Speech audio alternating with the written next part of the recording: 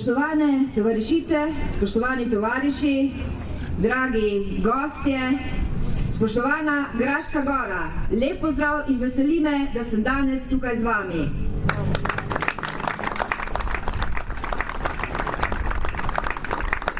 Če se na začetku malo pošalim, pa saj mislim, da domači ne bodo naredili te napake in mi rekli gospa.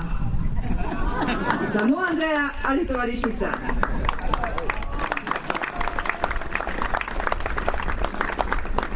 Veseli me, da smo se tudi danes zbrali v tolikšnem številu. Veseli me, da smo po vseh teh letih znova in znova zbrani tukaj na Graški Gori in da organiziramo to lepo prireditev. Graška Gora ima tako posebno energijo. Zakaj? Je bilo danes že povedano. Tukaj je bilo vedno stičišče skozi celotno obdobje NOB-ja, kjer so se zbirali partizani. Zakaj? Dobra energija, zaradi tega, ker tega zbiranja tukaj ne bi bilo možno, če domačini ne bi dajali podpore borbi proti okupatorju, partizanskemu narodno-osvobodilnemu boju. Zato tudi danes iz mojega mesta hvala vam, Graška Gora!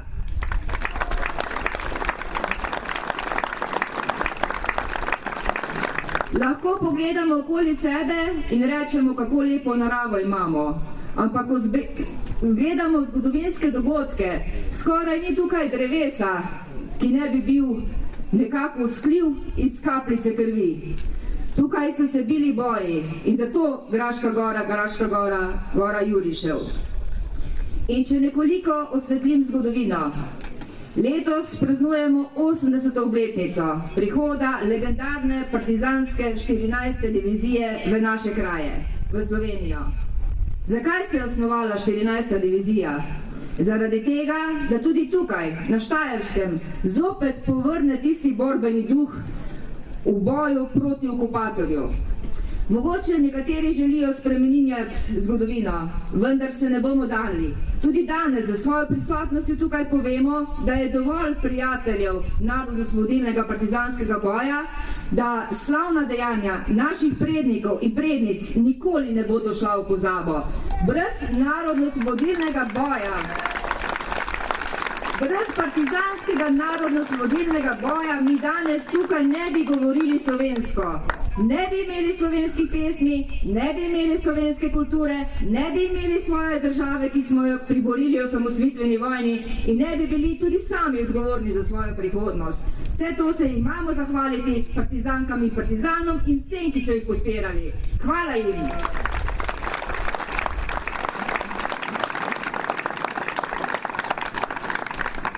Čas, ko je legendarna partizanska 14. divizija hodila skozi te kraje, ni bilo tako lepo vreme, kot ga imamo danes. Takrat je bil snežni metež, stopinje daleč pod nulo. Borci so bili utrujeni, zdesetkani, kajti ko so krenili iz Bele krajine, jih je bilo okoli 1000, toliko kot je danes nas tukaj, če se ozrete okoli sebe. Ampak na vsej svoji poti, že ko so stopili nazaj na slovenska tla čez Soklo v Sedlarjevem, so sabo nosili ranjence. Torej, bili so lačni, prezebli, ranjeni, nosili so ranjence. Vsak dan so morali gledati, kako je kdo izmed njihovih najljubših tovarišev v borbi bil ranjen ali umrl. Niso vedeli, ali je umahnil nekje v snegu, zmrznil. Niso našli nikoli vseh trupel, niso vedeli, ali jih je zajel okupator. In vemo, kaj je delal okupator z zavednimi Slovenkami in Slovenci, kako jih je mučil in nazadnje jih je zagotovo doletela zanesljiva smrt.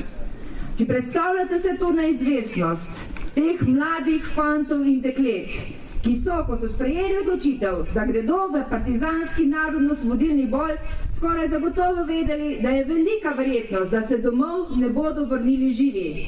Za nas, za našo državo, za naš narod, za slovenstvo so dali največ. dali so svojo mladost in marsikdo tudi svoje življenje. In tudi zato smo jim vedno znova dolžni in odgovorni, da se jih spominjamo, da se jih ne spominjamo samo kot številke, ampak z imenom in priimkom, z vsemi njihovimi zgodbami, da smo jih vedno hvaležni tudi vsem njihovim družinam in tudi širše, zato, da smo danes tukaj in da govorimo v svoji lastni državi, za svojo kulturo in za svojim jezikom. Vedno samo hvala vam.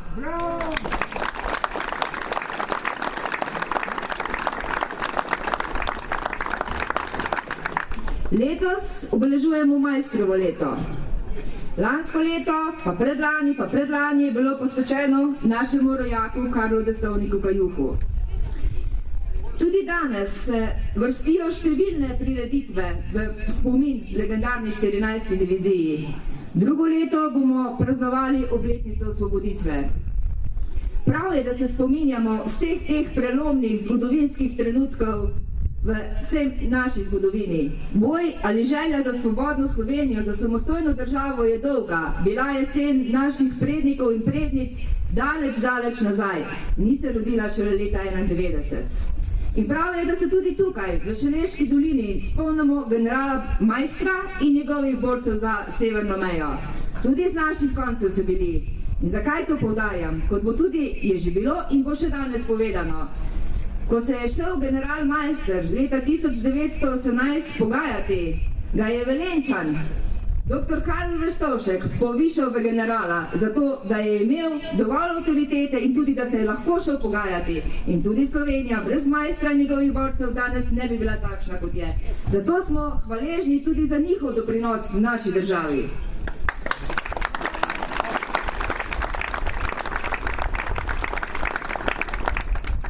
Ko sem razmišljala, kaj naj danes povem, kaj naj bo tista misel, ko bo šla iz Graške gore.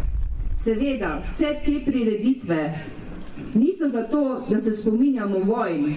Vse te prireditve so zato, da se spominjamo, kakšne grozote vojne prinašajo. Vojne, ki se tudi danes zopet odvijajo tudi na evropskih tleh. Vedno znova se je potrebno spominjati vsega gorja, ki je prizadelo ne samo tiste, ki so bili neposredno deleženi v vojni, tudi številne družine, ki so ostale brez tistih, ki bi jim služili kruh, tudi vseh tistih, ki so zavadajoč se, da so njihovi člani družin šli v partizane, bili potem deležni vsega nasilja strani okupatorjev. Spomniti se moramo tudi temnih strani, vseh izdajalcev, ki so nažalost sodelovali z okupatorjem. Ne bom skrivala tudi ne, da so se po vojni dogajale stvari, ki se ne bi smele. Vse to smo že predelali, se upravičili, zapisano je. Nikoli ne bomo smeli dopustiti, da se spreminjajo zgodovinska dejstva. Kot sem rekla, partizanski narodno-osvobodilni boj je bil podlaga za to, da smo se kot narod ohranili. Hitler je bil popolnoma jasen, ko je v Mariboru rekel, naredite mi to deželo spet nemško. Tukaj danes ne bi govorila slovensko. Pravzaprav me tukaj danes med vami, pa tudi vas, verjetno ne bi bilo. Tudi zaradi tega se moramo vprašati, kaj pa so naše današnje bitke, kakšno je tisto sporočilo, ki bo šlo iz Graške gore. Seveda, pozivamo za mir. In to je prvenstveno poročilo. Mene boli, ko gledam po televiziji vse te podobe gorja, ali v Ukrajini, ali v Gazi, pa tudi na drugih področjih na svetu. Ali se človek res nič ni naučil iz zgodovine, da zopet misli, da je nekdo več vreden kot drug, nekdo manj, da se borimo za nekaj, kar potem sabo v grob takoli ne nesemo. Nič se nismo naučili iz zgodovine. Ampak naše sporočilo danes, moje sporočilo vam, za katerega prosim, da ga prenesete v dolino, je: tudi danes se odvijajo bitke. Tudi mi danes smo v vojni, v borbi. V borbi, veste proti čem?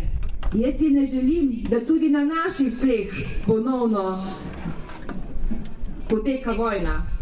Da tudi na naših tleh se dogaja to, kar se dogaja marsikje drugje. Zakaj so se vojne začele? Zaradi tega, ker je preveč ljudi na eni strani bilo tiho, na drugi strani pa poslušalo vse tiste, ki so podpihovali. Tako kot danes. ko nekateri podpihujejo in marsikdo žal sliši, ali pa mi drugi ne govorimo dovolj, da to ni prav. Podpihujejo proti tistim, ki so drugačni. Podpihujejo proti migrantom, proti beguncem, sedaj proti Romom. Tako je bilo že v preteklosti. Tega ne smemo dovoliti. Seveda, vsaka družba ima tudi odklonske pojave. Ampak vsi narodi, vsi pripadniki različnih etničnih manjšin to počnejo, žal. Ampak zaradi enega pojava ali pa tudi zaradi nekaj njih, ne pustimo, da zanetijo sovraštvo med nami. Ne pustimo, ne zaradi tega, ker je drugače nekdo, drugačne barve, drugačno spolno usmerjen, zaradi tega, ker drugačno misli. Kakorkoli, ne pustimo, da zanetijo sovraštvo med nas. Jaz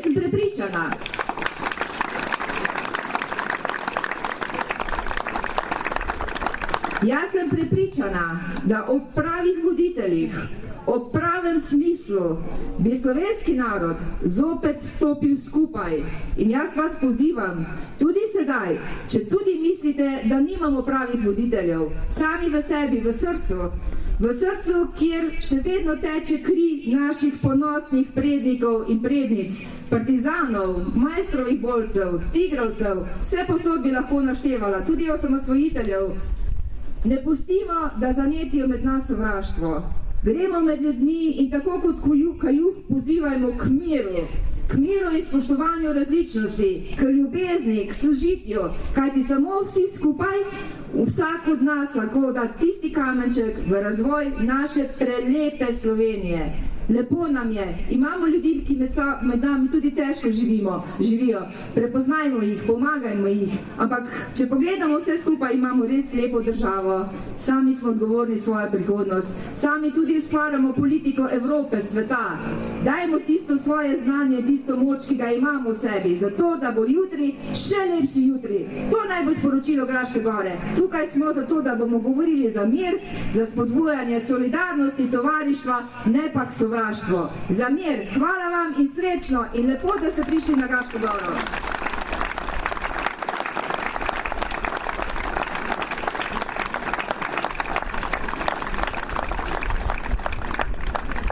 Naj pa na koncu se spomnim še na vse tiste, ki jih žal danes ni tukaj z nami. In eden izmed teh je tudi moj prijatelj in tovariš, režiser današnje predstave. Verjetno ga poznate, tovariša Jožeta Krajnca, humorista. Še v soboto zjutraj, to je sedaj nekaj tednov nazaj, ste sedeli skupaj in se pogovarjali tiste zadnje logistične izzive za to, da organiziramo današnjo prireditev. Imel je skrb in režiral je to prireditev. Tudi kar nekaj prireditev nam je pomagal soorganizirati. In prav je, da se Jožetu, pa tudi vsem drugim, ki danes niso z nami, pa vem, da nas nekako vseeno spremljajo, poklonimo z minuto molka. Mirno, pozdrav, praporev!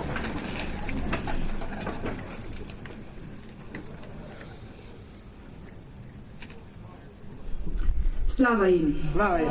Mirno! Za mir, za tovarištvo, za solidarnost, za spoštovanje. Graška Gora, hvala vam!